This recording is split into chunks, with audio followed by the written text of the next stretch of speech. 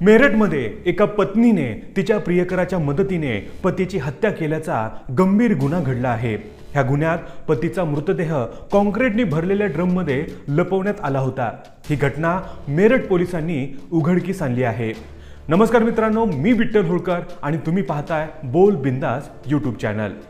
28 वर्षीय मुस्कान रस्तोगीने तिच्या प्रियकर साहिल शुक्ला याच्या मदतीने 3 मार्चच्या रात्री तिचा पती सौरभ राजपूतची हत्या केली।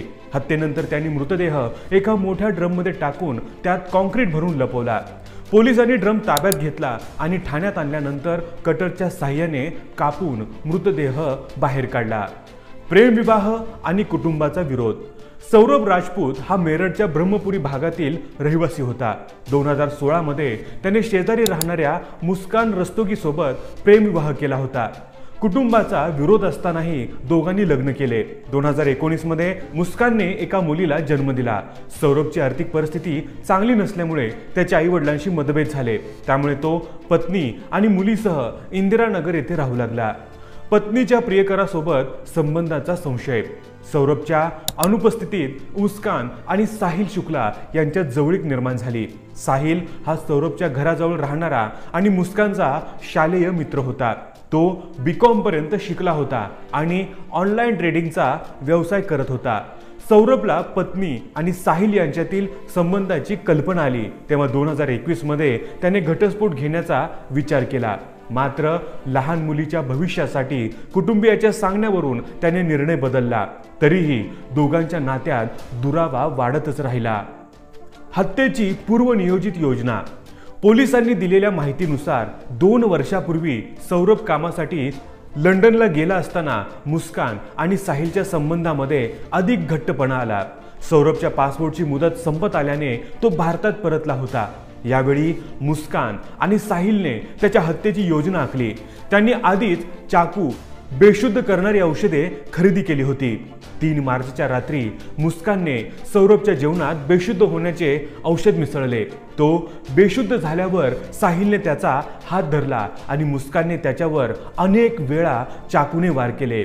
त्यानंतर दोघांनी मृतदेह बाथरूममध्ये नेला आणि त्याचे 3 तुकडे केले।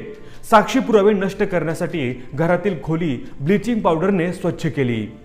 ड्रममध्ये मृतदेह लपवून फिरायला निघाले।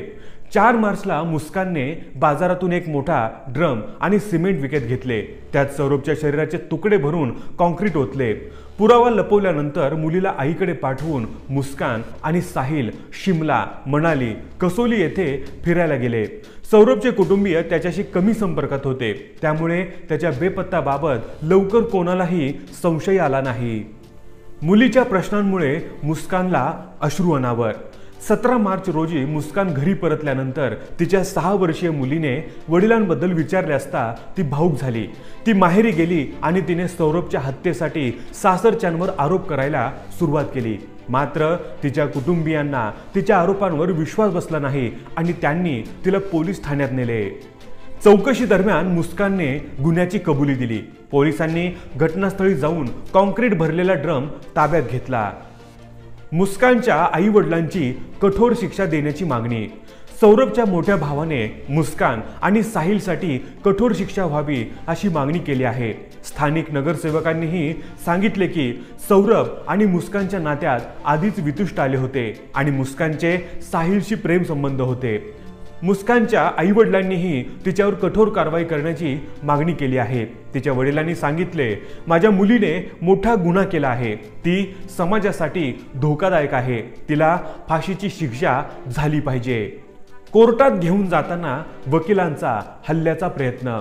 बुधवारी पोलिसांनी मुस्कान आणि साहिलला सुनावणीसाठी कोर्टात हजर केले असता काही वकिलांनी त्यांच्यावर हल्ला करण्याचा प्रयत्न केला, मात्र पोलिसांनी त्यांना सुरक्षितपणे बाहेर काढले। ह्या घटनेने समाजात खळबळ उडवली आहे आणि गुन्हेगारांना कठोर शिक्षा मिळावी अशी मागणी करण्यात आली आहे। तर मित्रांनो, या व्हिडिओबद्दल तुमचं मत काय हे आम्हाला कमेंट करून जरूर कळवा।